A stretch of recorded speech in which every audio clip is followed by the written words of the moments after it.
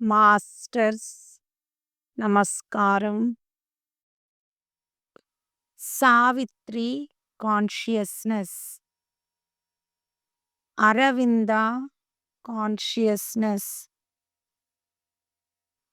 Sharvari consciousness,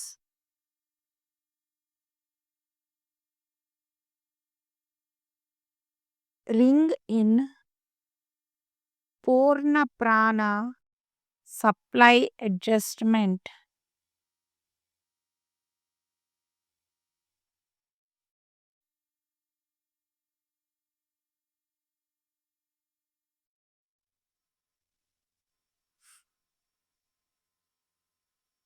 Yoga teach, prana treat.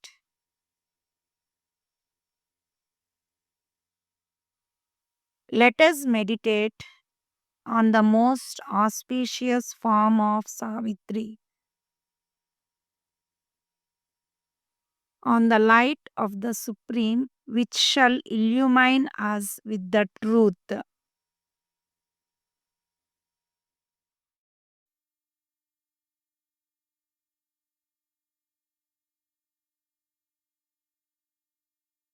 Andhra Mahasavitri 18వ అధ్యాయం విధి విన్యాసం.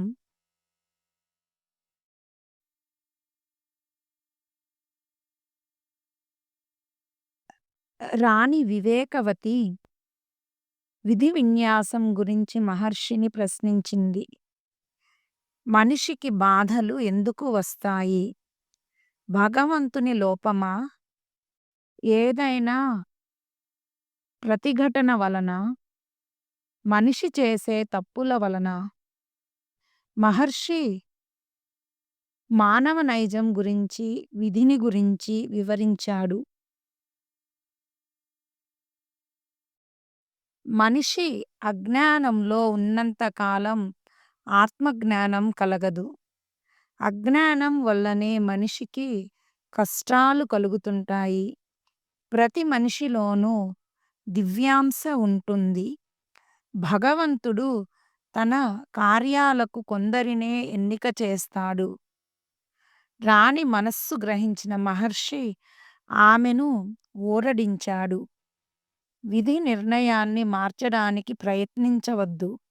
భగవంతుని నిర్ణయాలకు మనిషి సహకరిస్తే కడకు మేలు జరుగుతుందని చెప్పాడు. అశ్వపతికి కొన్ని సందేహాలు కలిగాయి. అంతా విధి నిర్ణయమే అయితే మానవ ప్రయత్నం ఎందుకు? విధిని మార్చే శక్తి మనిషికి ఉండదా? సావిత్రిలో అలాంటి శక్తి ఉన్నదని ఆయన నమ్మకం. మనిషి ప్రార్థనలు భగవంతుడు వినడు. సావిత్రిలో దివ్య తేజస్సు ఉంది. ఆమె విషయంలో పరమాత్మ నిర్ణయం వేరు. మనిషి తన కర్మఫలాన్ని అనుభవించవచ్చు, తిరస్కరించవచ్చు. ఒకసారి విధిని ధిక్కరించగలిగితే అతను పైకి పోతూ ఉంటాడు, పరమాత్మ సన్నిధికి చేరుకుంటాడు. ఒకసారి విధిని ధిక్కరించగలిగితే అతను పైకి పోతూ ఉంటాడు, పరమాత్మ సన్నిధికి చేరుకుంటాడు. మహర్షి, అశ్వపతి, వివేకవతి విధి విన్యాసం గురించి విపుల చర్చ చేశారు. చర్చ రసవత్తరంగా సాగింది. విధి, కర్మ, మానవ సంకల్పం మొదలైన విషయాలపై ముగ్గురి అభిప్రాయాలు కలగలిపితే ఒక సమగ్ర చిత్రం ఏర్పడుతుంది. నారద మహర్షి చివరకు ఒక మాట అన్నాడు. జరిగేది జరగనీయండి. అడ్డుపడితే ఏదీ జరగదు. సావిత్రికి ఆత్మశక్తి ఉన్నది. ఆత్మశక్తితో పోరాడితే విధిని, కర్మను జయించవచ్చు. పరమాత్మను చేరడానికి సాధన అవసరం. పరమాత్మను చేరడానికి సాధన అవసరం. విధి నిర్ణయం పైన నిశ్శబ్దం వల విసిరింది. విధి అన్నది పరమాత్మ నిర్ణయానికి పర్యాయపదం. దానిని ఏ శక్తి మార్చలేదు. పరమాత్మ సంకల్పం ఒక్కటే విధి లిఖితాన్ని మార్చగలదు. పరమాత్మ అనుగ్రహానికి పాత్రులైన వారు విధిని దాటిపోగలరు. విధిని, దైవ నిర్ణయాన్ని మానవ సంకల్పంతో మార్చ వీలున్నది అనే వాణి వివేకవతి చెవులకు సోకింది. అది ఆమెలో రవంత ఆశను చిగిర్చింది. కాని మృత్యువు అనే మాట ఆమెను కల్లోలపరచింది. తన మనశ్శాంతిని ఎవరో లాగేసినట్లు అనిపించింది. కొంతసేపు మానసిక స్థాయికి దిగివచ్చింది. మనిషి విషాదాలను భరించక తప్పదు. ప్రకృతి తన పని తాను చేసుకుంటూ పోతుంది. బాధలు భరించక తప్పదనిపిస్తుంది. మహాశక్తిని భూమి భరిస్తున్నట్లు ఆమె విషాదాన్ని గుండెలో నింపుకొని ప్రకృతిలోని అసంతృప్తికి తానే ప్రతినిధి అయింది. మూగజీవుల ఆవేదన తనదే అనిపించింది. మూర్తీభవించిన అజ్ఞానంలోని విషాదం వలె సూటిగా పరమాత్మనే నిలదీసి ప్రశ్నించినట్లు మహర్షిని ప్రశ్నించింది. మహర్షి, మానవ జీవితంలో ఈ చిత్రమైన ద్వంద్వ ప్రవృత్తికి ఏమిటి కారణం? ఈ దుర్ఘటనలు నిర్దయగా ఎందుకు జరుగుతున్నట్లు? సృష్టికర్త సంకల్పంలో పలికిన అపస్వరమా? ఏ పొరపాట్ల వల్ల, ఏ గ్రహపాటు వల్ల క్షణంలో విధి వక్రించి జీవితం తొట్రుపడి ఈ విషాదాలు, వియోగాలు ఏర్పడుతున్నాయి? ఈ క్రూర నిర్ణయం భగవంతునిదా, లేక మరేదైనా కారణం ఉన్నదా? వినాశకర శక్తులు సుందర సృష్టిని వికృతం చేస్తున్నవా? భగవంతుడు ఏమీ చేయలేని తన సృష్టిని తాను రక్షించుకోలేకపోతున్నాడా? జీవితం ఆరంభంలోనే ఈ మృత్యు బీజం పడడానికి ఏది కారణం? భూలోకం అంటేనే పాపపుణ్యాల సమ్మేళనం. ఆ తర్వాత ఏర్పడ్డది రుగ్మత. ఈ మానసిక రుగ్మతకు భావ సబలత కారణం. సరైన జీవిత లక్ష్యం ఏర్పడకపోవడం కారణం. పాపపుణ్యాలు మంచి చెడు కార్యాలుగా మారి అనాగరిక ప- ప్రవృత్తిని ప్రేరేపిస్తున్నాయి. ఇంద్రియలోలత్వం వల్లనే మనిషి దివ్య మార్గాలు మరచి వక్ర మార్గాలు అనుసరిస్తున్నాడు. మనిషి తన లక్ష్యాన్ని ఆకాశం నుండి జారిపడే నక్షత్ర కాంతులలో అన్వేషిస్తున్నాడు. ఆలోచనకు నిలకడ ఉండదు. సంకల్పం అస్థిరం. అంతర్దృష్టి ఏర్పడితే అహంకారం నశిస్తుంది. ఆత్మ స్వతంత్రించి సత్యం వైపు ఎదుగుతున్న కొద్దీ ప్రవృత్తి మార్గాలు మూడపడి పోతాయి. కాలాన్ని అధిగమించిన ఆత్మలు కాంతి సీమలలో తిరుగుతాయి. అవి జన్మించనవసరం లేదు. ఈ ప్రపంచంలో తిరిగి జన్మించడం అంటే ఏరికోరి కష్టాలను, విషాదాలను తెచ్చుకోవడమే. జీవుని పుట్టక వేదనతో, రోదనతో జరుగుతుంది. వసుధ అమృతత్వాన్ని ఎప్పుడూ స్వాగతిస్తుంది. భౌతికత అమరం కావడం భూమికి ఇష్టం. కానీ మానవ జీవితం వేయి అపశృతులతో దివ్య రాగాలను ఆస్వాదించనీయదు. జీవితంలో కనీస ఆనందం సైతం కరువవుతుంది. మనిషి శరీర నిర్మాణంలోనే లోపం ఉంది. అంచేత అవయవాలన్నీ ఎప్పుడో ఒకప్పుడు చెడిపోతుంటాయి. ఆ లోపాలను సరిచేసే వరకు మనిషిలో దివ్యత్వం శాశ్వతంగా నిలిపే అవకాశం లేదు.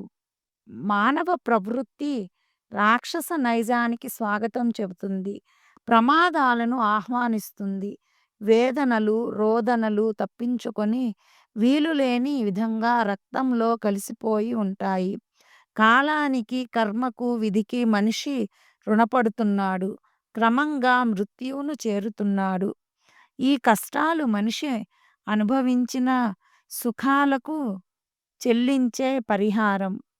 అవి మనిషి పైన చెరగని ముద్రలు వేస్తున్నాయి. మనిషి శరీరంలో అనేక రుగ్మతులు ప్రవేశించి లోపాలు కారణంగా స్థిరపడిపోతాయి. అవే జీవుని హింసిస్తూ మృత్యువును ఆహ్వానిస్తాయి.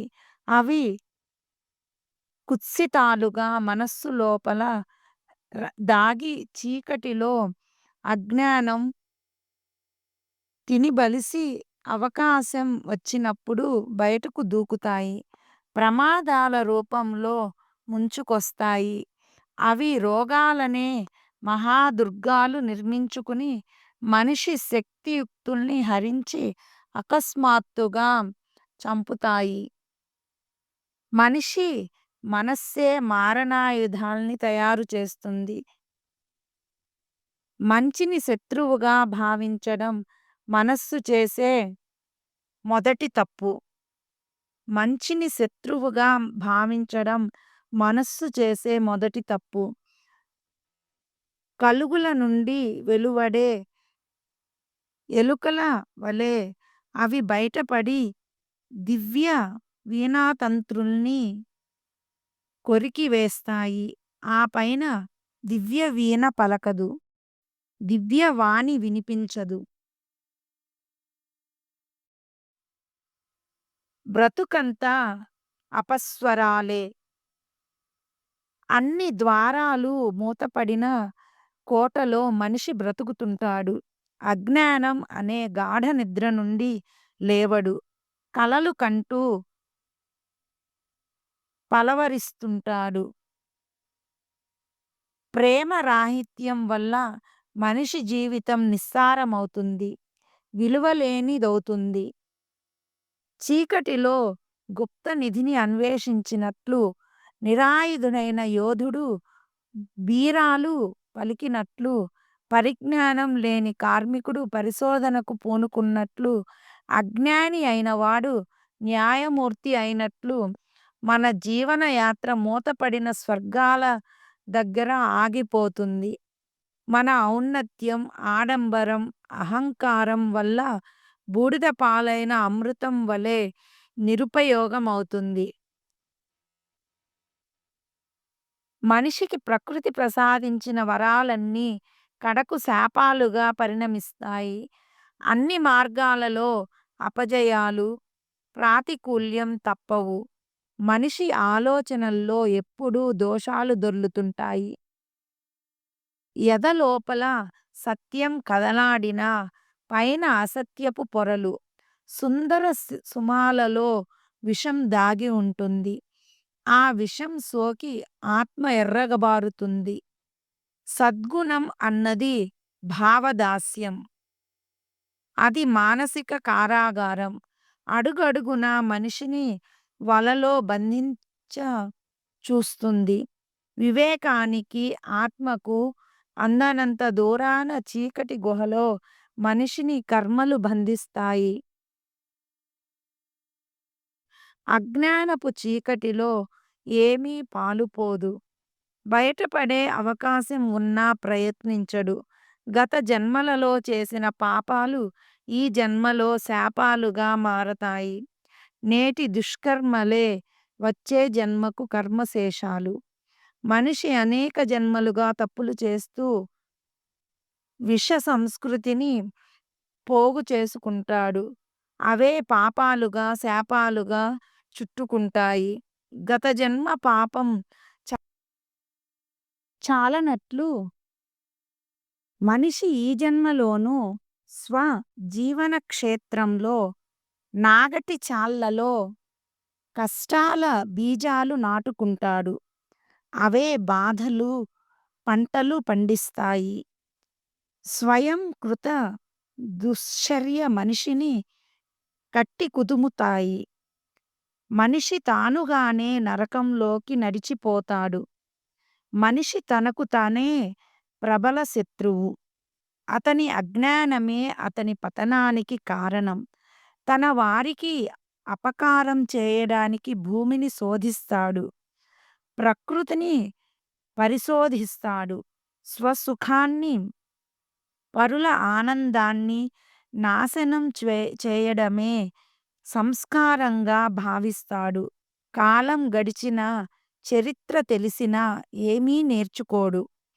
కర్మను విశ్వసిస్తూ అజ్ఞానంలో బ్రతికినంత కాలం గత జన్మ సంస్కారాలు మనిషిని పీడిస్తుంటాయి. ఆత్మను సైతం బాధిస్తాయి. ప్రశాంత జీవితంలో యుద్ధ వాతావరణం నెలకొంటుంది. మనిషి అత్యాశతో జరిపే పోరాటంలో అరాచకం, వినాశం ప్రధాన పాత్ర వహిస్తాయి. చిరకాలంగా పోగు చేసుకున్న మంచి క్షణంలో కరిగిపోతుంది. చిరకాలంగా పోగు చేసుకున్న మంచి క్షణంలో కరిగిపోతుంది. ద్వేషం, అసూయ మంచిని సమాధి చేస్తాయి. ద్వేషం, అసూయ మంచిని సమాధి చేస్తాయి. మనిషిని నాశనం చేస్తాయి. వివేకంతో సంపాదించుకున్న ఔన్నత్యం, కీర్తి, శ్రమించి సంపాదించుకున్న సంపదలు నాశనమవుతాయి. మనిషి తను కూడబెట్టుకున్నదంతా కూలదోసుకుంటాడు. తన సమాధిని తానే నిర్మించుకుంటాడు. తన అల్పబుద్ధితో నరకం సృష్టించుకుంటాడు. ఎవరో దిగివచ్చి తనను ఉద్ధరిస్తారని భ్రమపడతాడు. తను సరాసరి స్వర్గానికే వెళుతానని భ్రమపడతాడు. తాను తీసుకున్న గోతిలో తను పడిపోతున్నాడని గ్రహించడు. మానవ విపత్తుకు, విశ్వ విషాదానికి, ప్రపంచ పతనానికి మనిషిదే బాధ్యత. కాలం, కర్మ, మృత్యువులతో కుతంత్రం సాగిస్తాడు. ఇక్కడ భూమిపైన తన నివాసం తాత్కాలికమేనని గ్రహించడు. చివరకు సాధించేది మాత్రం శూన్యం. పరమాత్మ తేజోవలయంలో ప్రవేశించిన జీవి నిరాశకు, నిస్పృహకు లోనుకాడు. కలత చెందడు. అతని సాధన అనంతంగా కొనసాగుతుంది. అతని సత్యాన్వేషణ నిరంతరం సాగుతుంది. కొత్త ఆశలు చివురించినా లక్ష్య పెట్టడు. గత జన్మ సంస్కారాలు అతనికి నిరుపయోగమవుతాయి. గతం అతనికి కరిగిపోయిన కళ. అందులో వాస్తవం ఉండదు. ఈ ప్రపంచం ఏమిటి? ఎక్కడి నుండి ఇక్కడికి వచ్చాం? ఇది సృష్టికర్త ఆడించే నాటకం అయితే, మన ఆత్మలు తిరిగి స్వస్థానానికి వెళ్ళిపోవడమే గమ్యమైతే ఈ జీవన యాత్రలు ఎందుకు? కాలగతిలో అన్నీ నిరర్ధకాలేనా? కాక జీవులకు, జీవితాలకు వేరే పరమార్థం, ప్రయోజనం ఉన్నాయా? ఆత్మకు అజ్ఞానం ఏమిటి? కన్నీటికి కథలెందుకు? ఆత్మ జాగృతమైతే బాధలు, విచారాలు కలగనవసరం లేదు కదా. సృష్టి అకారణంగా విధాత విలాస క్రీడగా ఏర్పడిందా? ఏ ఒత్తిడి వల్ల ఆత్మ మనిషిలో ప్రవేశిస్తున్నది? ఒక్కసారి మనిషి అమృతత్వం రుచి చూస్తే అమరుడు, మృత్యుంజయుడు కాగలడు.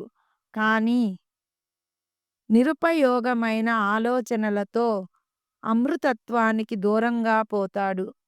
స్వప్నాలలో జీవిస్తాడు. సగం వెలుగు నిండిన మానవ జీవితంలో ఆత్మ పూర్ణత్వం పొందేది ఎప్పుడు? ఏ కారణంగా ఆత్మ పూర్ణ సచ్చిదానందం పొందలేకపోతున్నది? తనదైన అమృతత్వాన్ని ఎందుకు దూరం చేసుకుంటున్నది?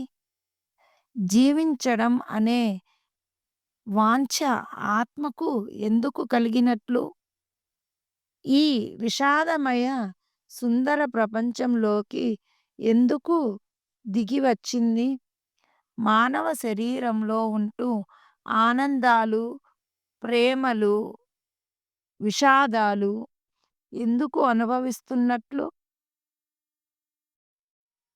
ప్రపంచంలో జరిగే ఈ ఘోర సంఘటనలను ఎవరూ పట్టించుకోరా? అయినప్పుడు పరమాత్మకు మనుషులతో ఏం పని? ఏం సంబంధం? భూమి లాంటి గోళాలు ఎన్నో వేలు ఉన్నాయి. వాటిని ఏ మహామాయ నిర్మించింది? ఆత్మకు ఆవాసం ఏది? రక్షణ ఎక్కడ? ఖగోళంలో భూమి అర్ధరహితంగా చరిస్తున్నదా? భూమికి కాలదోషం, కర్మదోషం పట్టిందా? ప్రపంచానికి ఏది ప్రయోజనం? ఈ సృష్టికి ఆది ఎక్కడ? అంతం ఎక్కడ? ఎప్పుడు? అసలు మనిషి ఉన్నదనుకునే ఆత్మ ఉన్నదా? అది కల్పన కాదు కదా!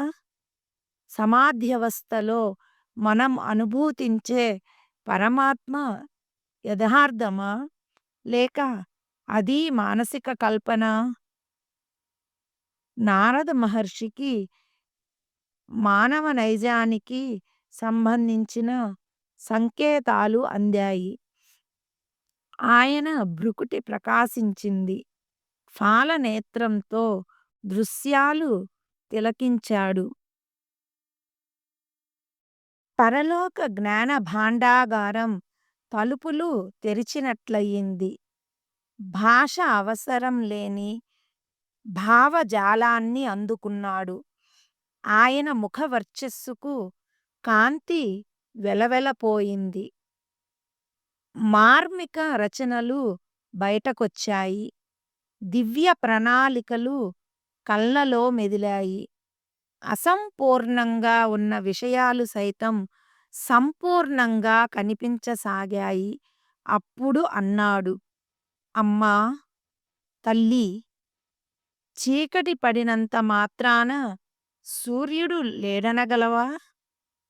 మనిషి హృదయంలో భగవంతుని స్థానం ఎప్పుడూ భద్రంగా ఉంటుంది. ప్రతి వ్యక్తి ఆత్మమందిరం పరమాత్మకు ఆవాసయోగ్యమే. విషాదాలు లేని వెలుగు అక్కడ ప్రకాశిస్తుంది. మనిషికి భగవంతునికి మధ్య అడ్డుతెర అజ్ఞానం. ఆ పరమాత్మ రూపాన్ని మనిషి చూడలేడు. ఆ తేజస్సును చూచి భరించలేడు. మహారాణి, నీ ఆలోచన పైన అజ్ఞానపు పొర ఉంది. నీ ఆలోచన పైన అజ్ఞానపు పొర ఉంది. అది భగవంతుని ప్రత్యక్షంగా చూడనీయదు. అది చీకటి లోకాలనే చూపిస్తుంది. ఈ లోకంలో భగవదర్థం దాగి ఉంటుంది. అదొక పరమ రహస్యం. నీ మనస్సే పరమాత్మను నీలో చొరనీయదు. నీ కోర్కెలు పరమాత్మను నీకు దూరం చేస్తాయి. భౌతిక సుఖభోగాలు కాంక్షించినంత కాలం, వాటిని అనుభవిస్తున్నంత కాలం బ్రహ్మానందం నీ దరికి చేరదు. నిన్ను వెన్నంటి నడిచే క్షుద్ర నీచ దేవతలు నిన్ను మభ్యపెడతారు. అజ్ఞానం నీడల్లో బాధల కాపురం చేస్తాయి. వెలుగైనకే చీకటి పడే ఆక్రందన లాంటిది నీ విచారణ. వెలుగుకై చీకటి పడే ఆక్రందన లాంటిది నీ విచారణ. ఈ అజ్ఞానపు చీకటి ప్రసవించిన తొలి శిశువు యాతన. మాస్టర్స్ నమస్కారం. Masters consciousness.